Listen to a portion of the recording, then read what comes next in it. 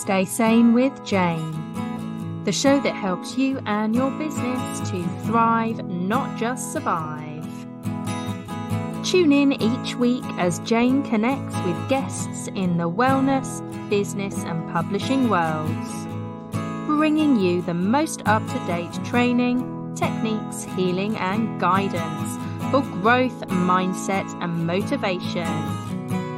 Each session includes a magical guided meditation led by Jane or one of her special guests. Here's your host, Jane Scanlan. Hello and welcome to episode 27. And today we are interviewing Andrea Johnstone. So Andrea is a transpersonal therapist, which means she uses the holistic approach that focuses on the client's spiritual path as well as physical and mental well-being. She's been a therapist for over 25 years and has worked in many diverse settings. She's also got her own private practice down here in Bournemouth, but I'm assuming also online via Zoom? Yes, correct. Fantastic. Welcome.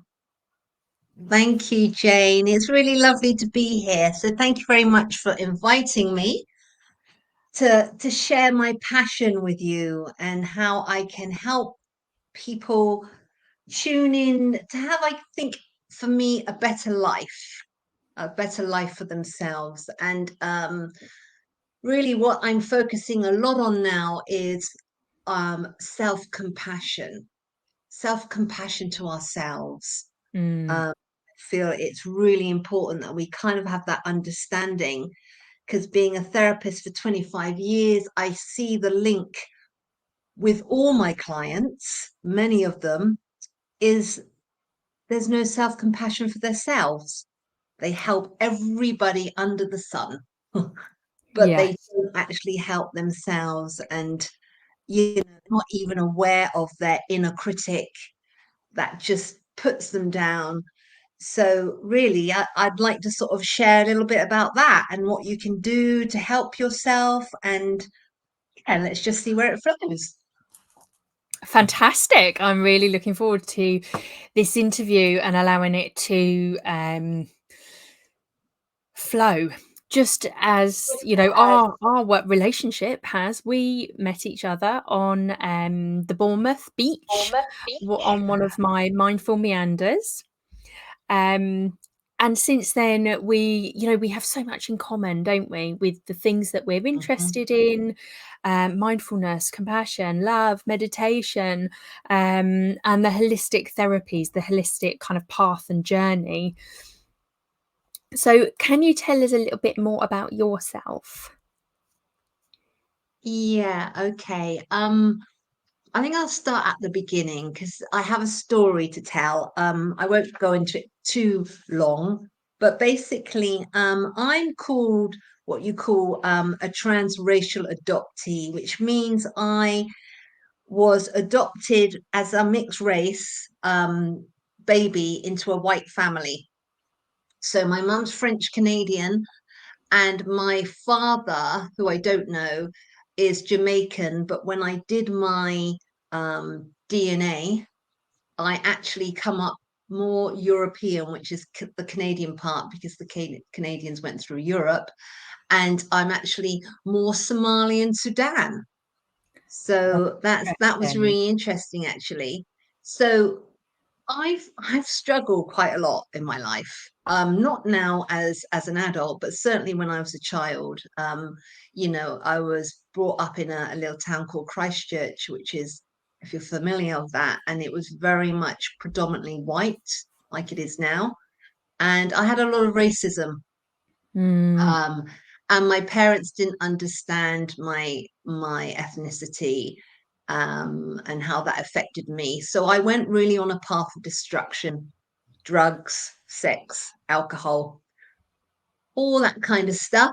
And then I think I must have got to about an age of maybe about 23. where I just thought, you know what, this isn't cutting it. I'm really not happy. There has to be a different way. Yeah. And that's really when I went into the path, well, on my path of spirituality and looking at life differently. And yeah, I could say it's been life changing. Mm. It's been life changing. Mm, yeah. And throughout that powerful personal journey of yours, and when I speak to many people in the holistic world, many therapists, um, our journey started before our career. Our healing journey led to our career. Is is that the same for you? Yeah, I mean, being a therapist, we are called the wounded healers. And I think that there is a big reason for that is because, you know, I have, for me personally, I've been on a journey. And I think when you sit with a therapist, the things that people bring me, I've been through myself.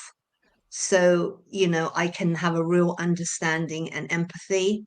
Um, you know, there can be textbooks therapists that you go on training and you learn, and that's all fine. But I think really it's that understanding of who's sitting with you, and you can understand that pain because you know that pain. Mm, So yeah, for me, definitely, and I do believe, our soul came in to do this journey. And some people get really angry about that and go, don't be so stupid, blah, blah, blah. But actually, that's my belief. If I hadn't had the upbringing that I had, I may not have been a therapist. I may have gone in a mm. completely different direction. Who knows? Who knows? Yeah. But I do believe our souls did did choose the paths we're on. Sorry, there's a Mm. little bit of feedback. Mm. Second. Yeah, chose the paths that we're on, and everything that we've been through in our lives then is our learnt lessons. We're then able to help so many others, aren't we? Mm. Yeah. So Yes, tell indeed. me tell me a little bit more about your practice, your work over the last 25 years. Okay, so I was really, really blessed to go to a private, I say university college called Sacred Space, and it was in Bournemouth, and it I graduated in 2003, and it was run by a shaman, Wow, it and sounds it amazing. it was incredible. I'm telling you, it was incredible, and I actually have goose pimples as I'm speaking about it now. I don't know if you've ever experienced when you've walked into a building and you just feel like you've come home. It Mm, was the most extraordinary thing, and the work up to it, how I think the universe things puts in place for you. I was looking to do therapy, train as a counselor, and every course that was coming at me, I was like, no, not that. It was too intellectual. It was too, it just wasn't. I just wasn't feeling it. And then I went to see a friend who's an iridologist who looks in your eyes, and then she said to me, "Oh, I'm training at this college. I think you'd really like it." So then I got an interview. Yeah, and it was just magical. It just came at the right time because the guy who was training, he was actually going to go and live in Canada. So it was his first last intake of 3 years. oh, wow. So yeah, so it was all meant to be because it doesn't exist anymore. And it was amazing. I mean, we did so much in that course. We did. I mean, it would be all, I mean, people do it now, but if you think about year 2000, we were doing trance dance, We were doing, drumming. We were doing a lot of things that were really quite new, well, new to Bournemouth, new to here anyway. Yeah. So yeah, it was profound, and I met some beautiful souls. In fact, every day I never wanted to go home. It was like, oh no, because I Magical. found a tribe. It was the tribe, real when you've got the same passion and open hearts. It was pretty awesome. Yeah. That sounds magical and a little bit like my experience at homeopathic college. And again, there was kind of many options there, but I chose the more spiritual, holistic college, and it was amazing. We did some of our tutors were shamans as well, so we did all sorts of magical practices throughout the 3-year course. And sadly, that college is no more. I think we were the last intake as well. But yeah, Interesting. those could you turn your volume down on your Is it laptop, me? just in cases I can hear feedback and I'm not sure if it's being recorded? Thank you. Yes, it's just magical having those kinds of settings where you really can learn about energy and true energy medicine. I just Yeah, love it. yeah, Um, yeah, can you tell me more about this transpersonal therapy and how this yeah. came about? Okay, well, it's very much Jung and Maslow in the 1960s, recognized that, because that was our model we came from. So it is sort of recognizing, all our shadows that we hold, you know, and they're the things really that we don't like about ourselves. And it's sort of like bringing that forward, being aware of that and sort of shining a light on it and letting it sort of be in the light, because our shadows, we keep them always in the dark because we're ashamed of them. We don't want to show them. So it's work around that.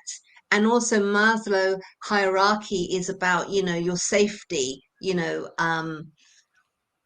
your home needs to be safe and secure, because if that doesn't happen anytime in your life, then that will mold your neurons a different way, so that becomes trauma. So it's looking at all that, really. I mean, a lot of my work it always goes back to childhood, always, always, always. So I do a lot of inner child work, because that inner child within us, and we have many, are usually the wounded.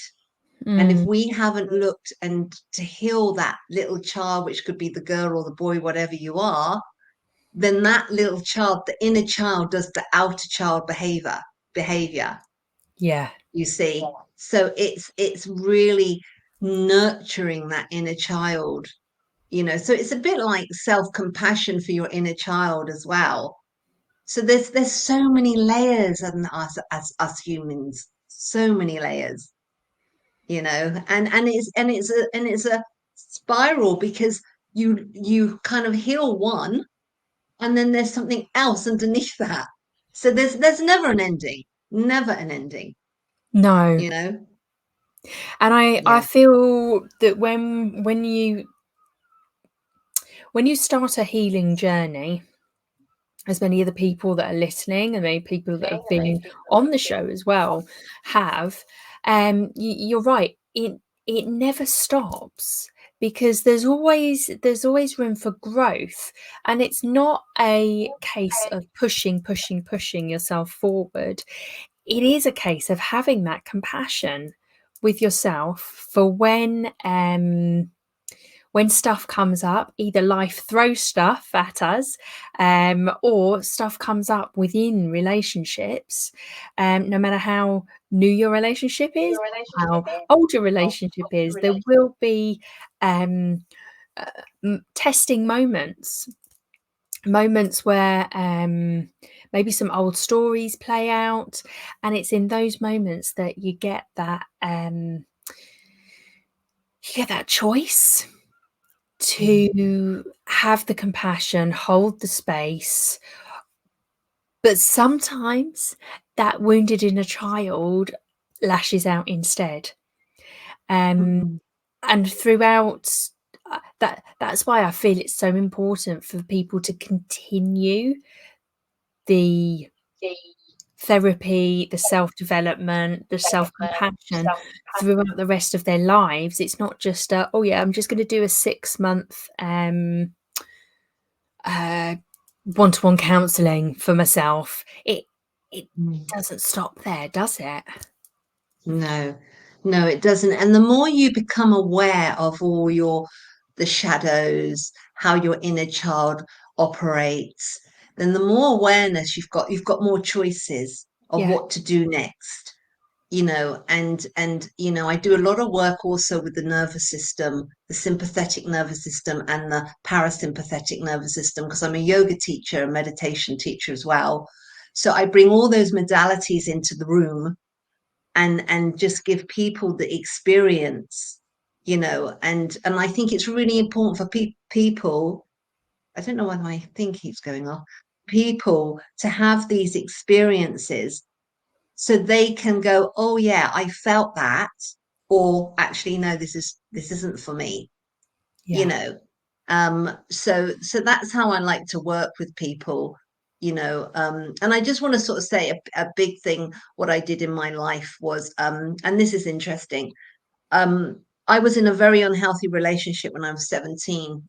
Well, it was domestic violence basically, and I got out of that.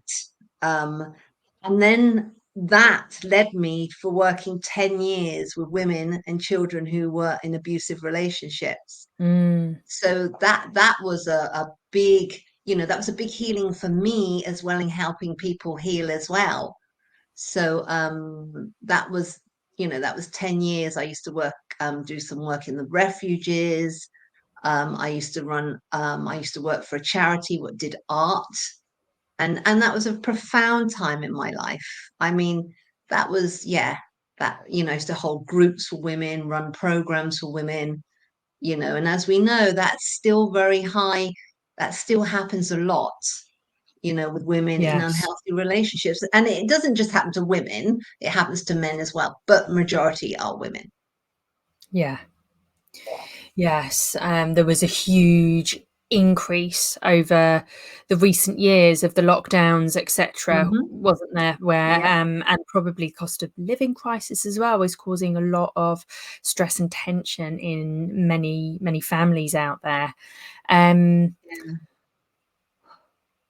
what would be if someone's listening or watching, and they're in that kind of situation, what would be the advice that we could kind of give them? Well, there's lots of helplines. There's Women's Aid, there's Bournemouth, well, there's the Refuge, and there's always people on the line because of, to help you through that. Because unfortunately, you don't want to be doing things really like taking off if you're not going to a safe place. You really need to sort of think about it, because there's lots of consequences if you do that, you know.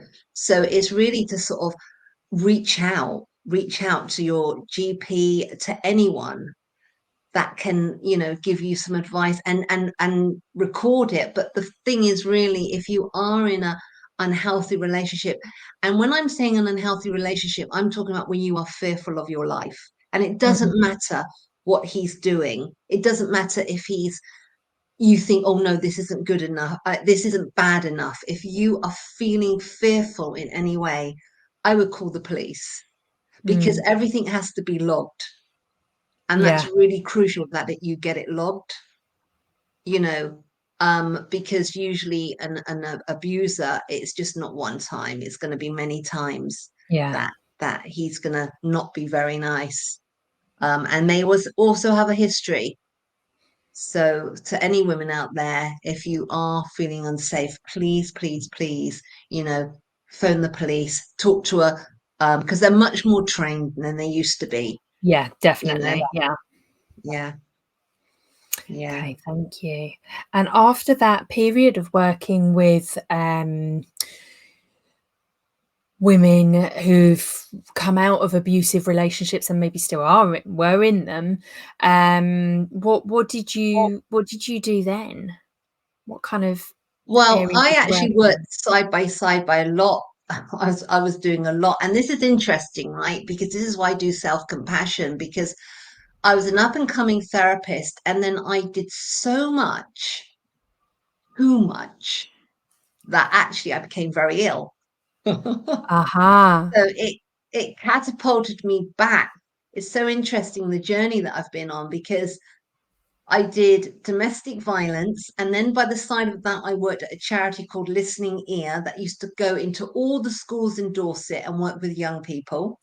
So I had that going. I had the domestic violence, which was very, very, when I'm working with abusive women, it's very, very intense. Yes, I can imagine. Mm. So actually, you need to give yourself really big space to actually have compassion for yourself, to kind of relax.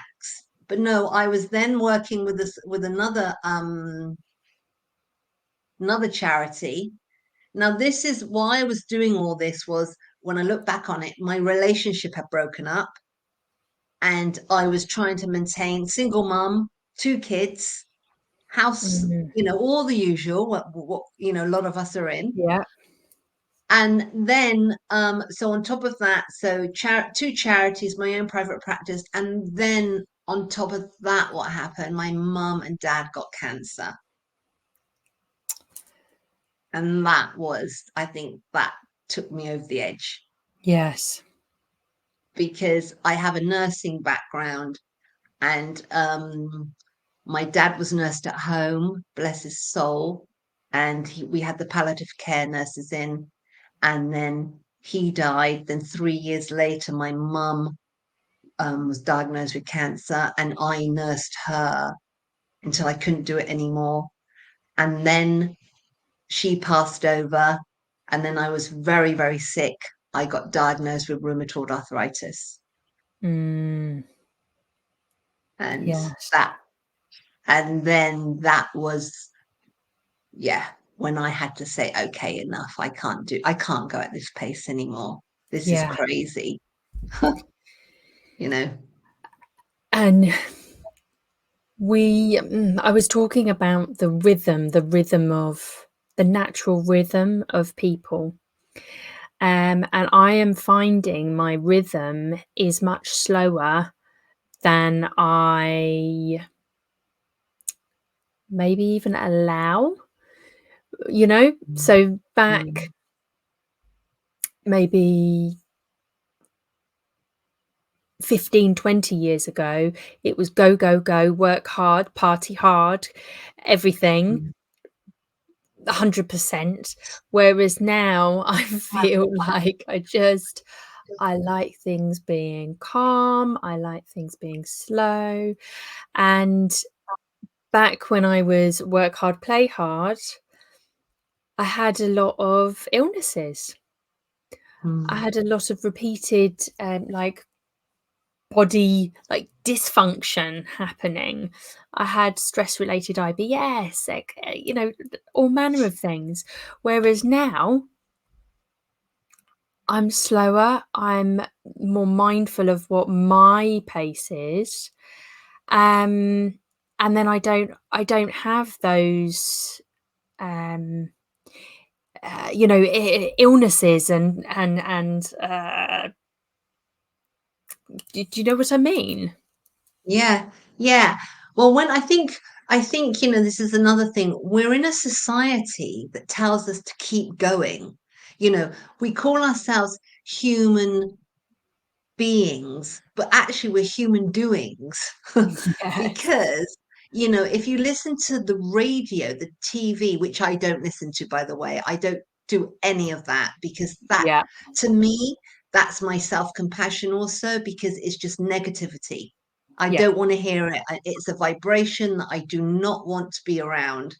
So I Ditto. live in my, not that I live in my own bubble, but I just work and not work, sorry, I'm with people in my social arena who are in my same kind of field, The you same know. energy, the same Yeah, vibrations. Yeah. yeah, yeah. And don't get me wrong, there's days of mine where I'm not feeling great. I get that. And I don't positively think myself out of it because I don't believe that either. Mm-hmm. I kind of sit with myself. And if I'm sad, if I'm tired, I listen. I listen, and then I will come into self-compassion. What do I need? And like we having that conversation today, Jane, wasn't it? If you were tired at the weekend, what do you need? Do you know what? You needed to lie on the sofa. Yeah. I I've got a hammock in my garden, and that's been my godsend. I mean, I just sit in my hammock, and it kind of is like a baby rocking, like baby being rocked. Yes. And I just allow myself to be in there, because what happens, and this is such crucial to think about, the mind will always tell you to do something, or Mm. there's fear of missing out. There's, There's a lot of that about, isn't there? The FOMO yeah, everyone talks about.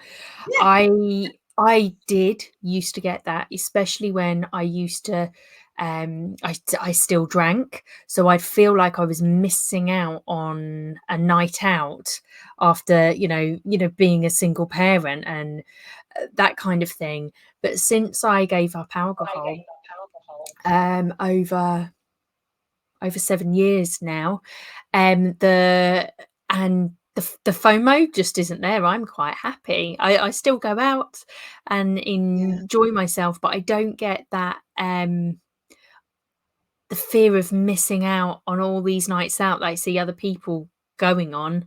I'm quite happy in my own life of meeting people maybe during the day instead, Yeah. yeah, yeah. I mean, the if you think about us human beings, a lot of us, I'm not generalizing everyone, but a lot of my clients who come to see me, and like, I've seen a lot of clients over those years, it's the fear of being alone. So Yes. when you have a fear of being alone, you go outside yourself Yeah. to actually distract yourself. So you actually never get the time to sit with yourself and actually hear the inner whispers. Okay, what's going on?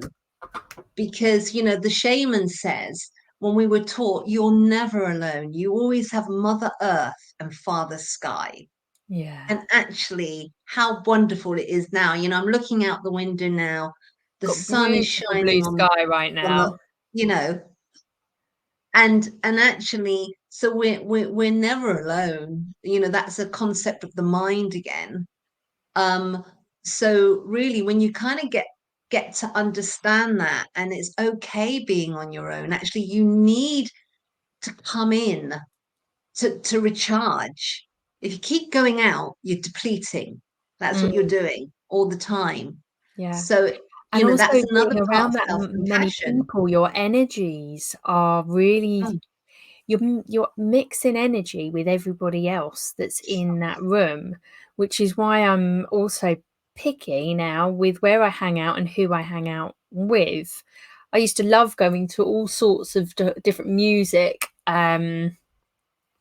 gigs and raves, and I went to one a couple of years ago, and it was me and my best friend. We used to love breakbeat and drum and bass and stuff like that.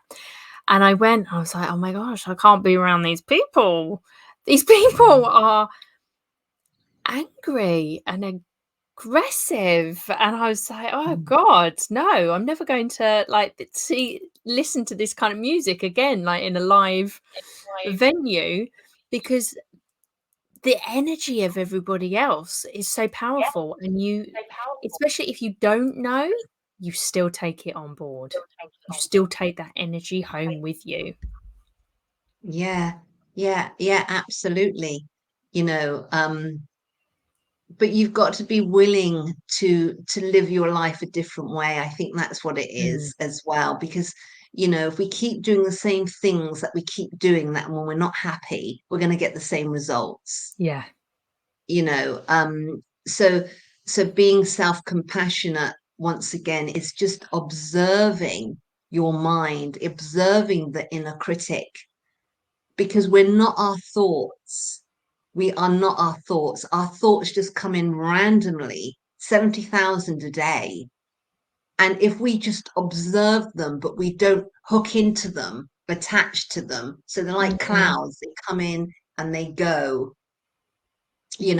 as soon as we hook in to one of those thoughts that's telling us we're rubbish or whatever the inner critic's doing, it takes 8 seconds and we're down the rabbit hole. We're down into that negative spiral. So it's really about, what in the morning, it's what do you do in the morning for self-compassion? Gratitude's a great way to start, isn't it, your day? Because we are so lucky to have what we have. And I'm not saying people don't go through bad things, because obviously they do, but if you could just find some gratitude, and really you need to keep that vibration up for 60 seconds. Yes. 60 seconds of gratitude, you're on a winner.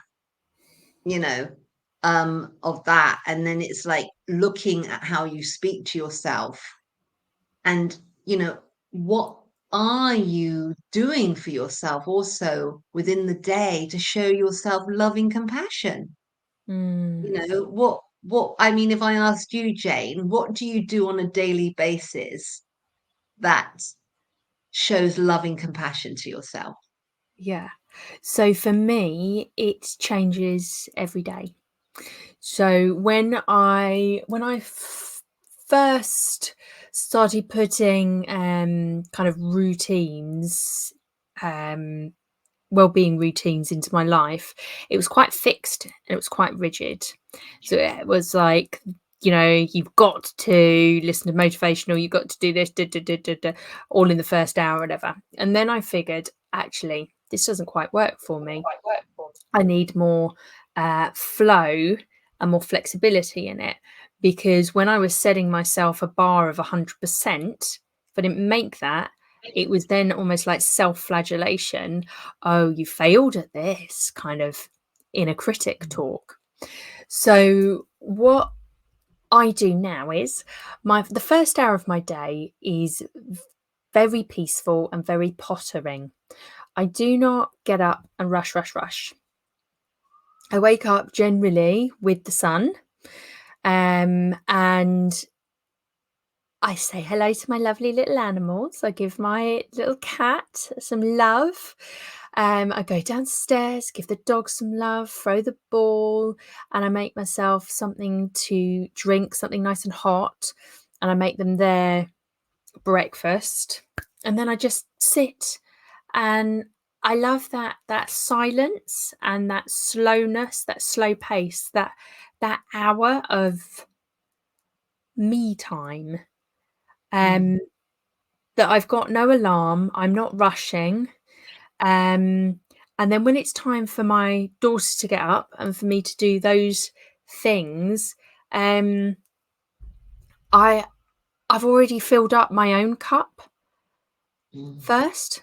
So that's always how I start my day. And as you know, I might go off for a dip in the sea and a little walk along the beach, and a bit of connection and socialization with some gorgeous souls. And I do that about 3 times a week. Silence plays a massive part in my life and in my self-care. And what was the other thing? Alone time. As I said, like this weekend, I realised I'd over-peopled and I was exhausted. So for me, building in alone time that I can do whatever. I can go to the beach, I could go to the park, I can sit on the sofa, I can sit in the garden, whatever it is, but I'm not mum. I'm not girlfriend, I'm not friend, I'm just me in that alone time to do whatever I want to do.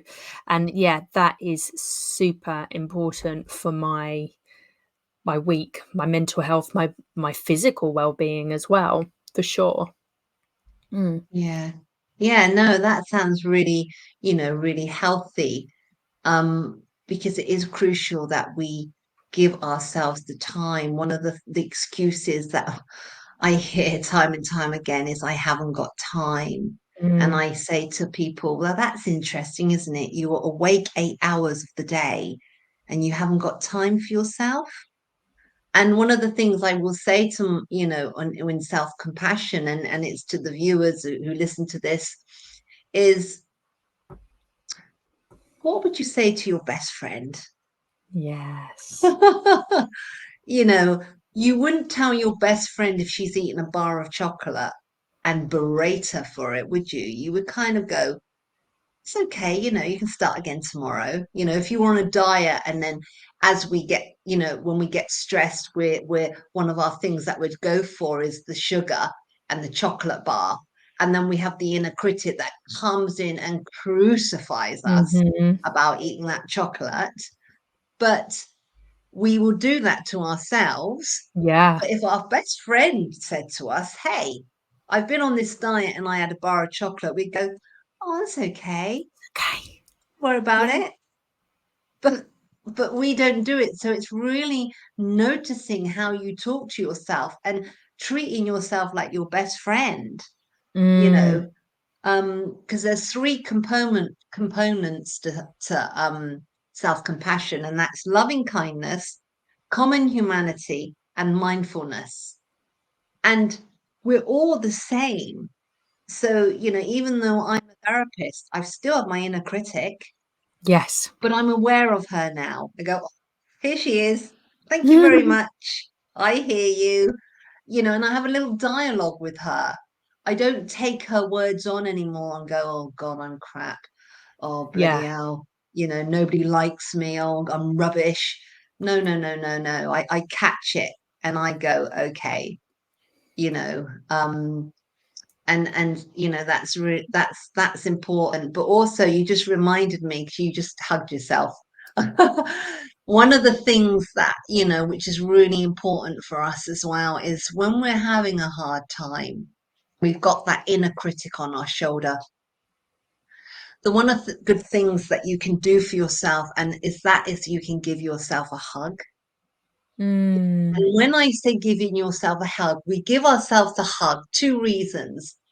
One, because it's a container. We put ourselves in a container, Yeah. because when we're got the inner critic, we most probably also have gone into the um, sympathetic nervous system, which is the stress system.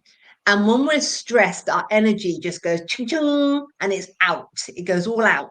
So Mm. what we need to remember is to bring it in, like you give yourself a hug. And also when you're hugging yourself, if you rub your arms up and down, because what that does, if you think about it, it's very rarely that your arms kind of get a massage. And what this does, it does so many different things. It gives you oxytocin, which is really the loving, good Mm. feel factor. And you're a container, and you actually makes you feel safe. Yes. That's why hugging yourself is really good. And you can even go massaging into your shoulders. It's a very, very simple thing to do. So if any time that you're really harsh on yourself, or your mind is telling you all these things, you can just give yourself a little, and stroke your arms and just sort of calm your nervous system down. Mm-hmm. Yeah, I like that. We often do that on the beach after a meditation. Give ourselves Mm, a mm, hug, a little squeeze, and it really does get you back into your body, doesn't it? mm, Um, and I know that you can feel when people are stressed, when their energy, it goes, like you say, it goes out. It can be really mm, spiky, and you mm, can really Yeah, you can really feel that. So if So if we're we're in work together, working Andrea, together, what would it look like? How would I get in contact with you? And yeah, what would the kind of client flow be? oh, okay. Well, to get in contact with me, you go through my email. Do you want me to say my email? Yeah, go for it. And it will be above or below. Yeah, my email. Do you want me to write it in, or what do I No, do? no, if you just say it, and then when these are all, when everything's live, it'll. Yeah. Okay, it's Andrea Johnston, Johnstone 63@gmail.com, or my Facebook page, which is Andrea Johnston, because what I do is, and if you wanted to come to me for any therapy, then I'm on as Andrea Johnston on Psychology Today and Counselling Directory. I am a member of the British Association of Counselling and Psychotherapists, BACP. And also within my work, I do workshops, self-compassion workshops, which are, I must say so myself, are really lovely, and give you more tools, and we do mindful walk, and it's just really lovely just to be connected with other women who, may not know how to be self-compassionate with themselves, because it's a learning. It really is a learning. It doesn't come easy. You Mm, have to learn this process because we're not born with it. you know if we look at our childhood, going back to the childhood again, you know many of us had very critical parents, and so we've taken all that on, because a lot of the stuff that we carry actually isn't ours. mm, It's actually generational trauma or stuff that our parents have said, because words are very, very powerful. If someone says something to you when you were younger, you still could carry that belief system with you, yeah. and then that would have a knock-on effect of how self-compassion you would be or not, and most probably you wouldn't be Mm, self-compassionate. So it's about learning these techniques and practicing. It's practice, practice, practice. yeah. So I'd like to do a meditation. Would that be okay? Yeah, I'd love you to. Yeah. Yeah, so I'd like to, you can experience this and just see how you feel. So what I do is I invite you to close your eyes down with your feet grounded on the floor. We always need to have our feet on the floor to ground. Okay, and what we're going to do, we're going to take a gentle breath through the nose and a slow breath out the mouth.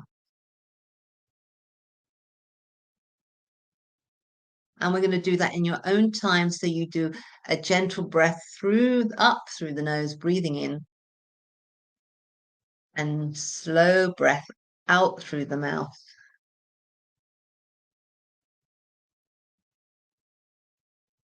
And you just start to become aware of how your body is.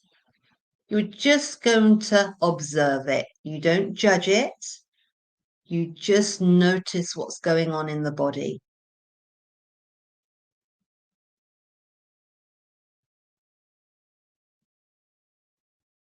So just observe that body of yours.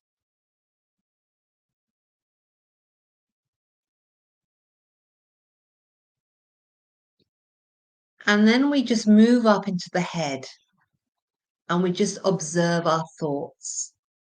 Remember, you're not your thoughts. They come in randomly, 70,000 of them. We just observe them.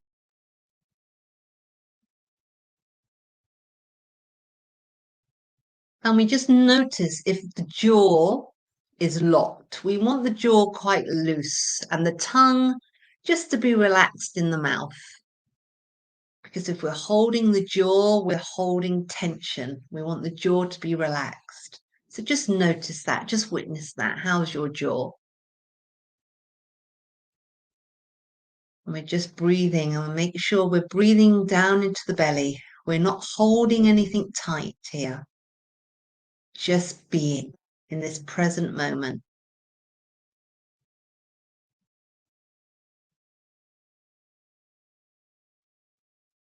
Now, I'd just like you to place your hand up just into the center of your chest.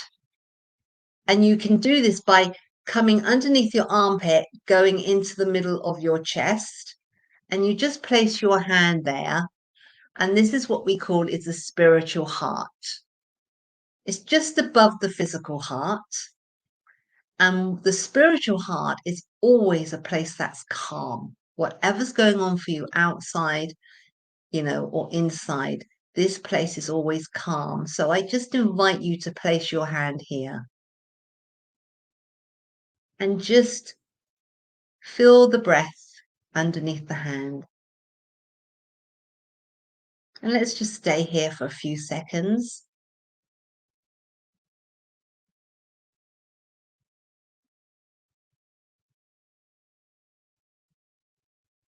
Just breathing in and breathing out. Feeling the body more relaxing.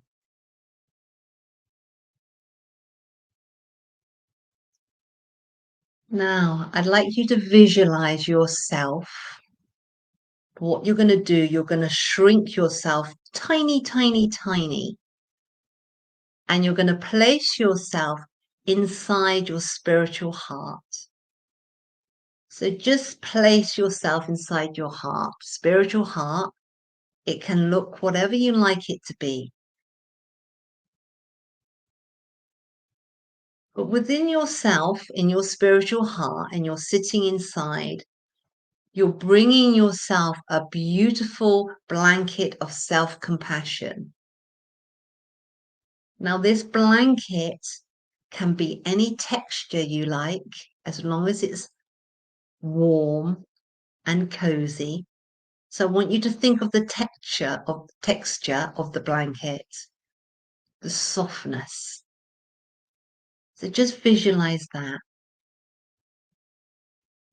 I want you to think of a color of your compassionate blanket.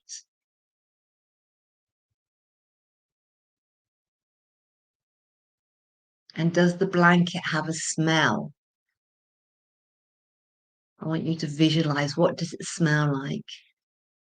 Now remember, this blanket is a blanket of self-compassion for yourself. And when you have the color of the blanket, the texture of the blanket, the smell of the blanket, I want you to visualize yourself wrapping it around yourself. So you're all cuddled up with this beautiful blanket of self-compassion inside your spiritual heart that's also giving you love, sending you lots of love. And you're just sitting there here, this beautiful blanket on yourself, just breathing, being in the present moment, nothing to do, but just sitting here.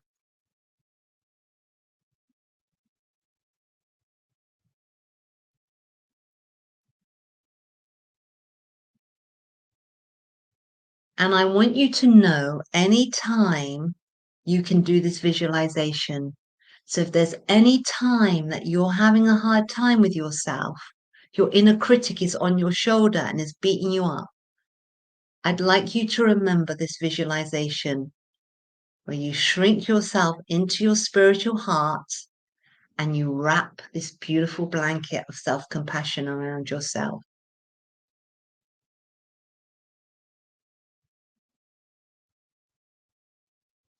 And just take on how that feels for you. What's that like?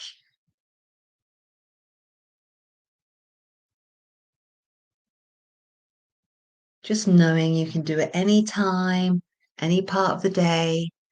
Very, very simple, doesn't take long.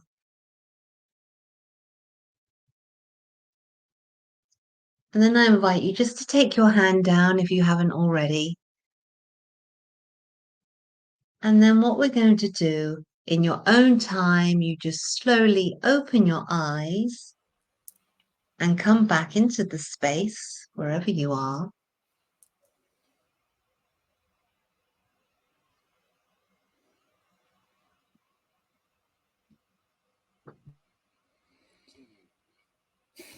Thank you so much. That was a beautiful meditation. Mm. And yeah, how was that? Loved it. It was beautiful. And the kind of this, I always love when I'm doing meditations or leading meditations to bring in a bit of that mindfulness about the different senses. I think that really kind of locks in the power of the healing.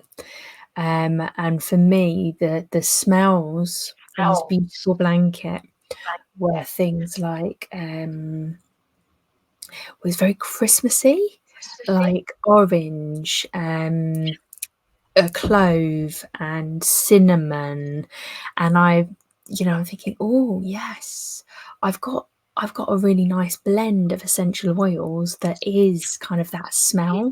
So perhaps if I need that time for self-compassion, or perhaps if I've got a difficult conversation, that if I use that essential oil, it will just remind me that I've got that beautiful blanket of self-compassion on, and help me kind of go about my day. So thank you so much. You're welcome. You're really, really welcome. So, if anybody wants to get hold of me, you've got my email address or my Facebook page. And yeah, so really that's a bit about me. I love it. I love it. So just remind everybody how they can get in contact with you. Okay, so you can get hold of me by my email, which is andreajohnston63@gmail.com, or you can contact me through Facebook, which is Andrea Johnston. Or you actually can get me on Instagram as well. I have an Instagram page which is called Panjo48, which is yeah, that was my nickname when I was a teenager. But so that's, and if I wanted to, when I'm doing future workshops, how would I get hold of um I guess, yeah, I don't know how I'd get that out. Well, I'd actually, So yes, I'd put it on my Facebook. when you do your workshops, where do you advertise? Because if they connect with you there, then they'll see those future workshops. Yeah, Is it mainly on Facebook? yeah, it is mainly on Facebook or Instagram that I do. But so if anyone wants to sort of just befriend me, they just ping me a message, and Yeah. then obviously when I've got some workshops coming up, which I will have before Christmas, Yeah. I just need to get my finger out. Mhm. Um, then yes, they'd be more than welcome to come along. More the merrier. I mean, I just feel, if people can take this on, that they self-compassion and learn it and practice it every day, life does become much easier. It It really does. really does. Um, Mm, you create a whole new level of intimacy with yourself, but also yeah. with others. And I've definitely found just throughout this journey within myself, within my family, and also my work, is that the more love you bring to a situation, the more compassion, and forgiveness, the easier and the better life becomes. Absolutely, absolutely. There is a saying as well, you know, you are the one you're waiting for. Mm, We all think it's other people we're waiting for, the white knight in shining armor and things like that. But no, actually it's you you're waiting for. yeah, Because in life we've kind of forgotten. And it's about remembering again, you know. yeah, definitely. And on that note, we're going to Mm. say goodbye. This has been an amazing 27th episode. Thank you so much for joining me on Stay Sane with Jane and for the beautiful self-compassion meditation. And we look forward to sharing this and for lots and lots of people to get in touch with you. Oh, bless you. Thank you so much, Jane. Thank you so much from my heart. Thank you for letting me share my experiences. Oh, it's a pleasure, Andrea. I really, really enjoyed this interview. Thank you so much. Okay. Bye.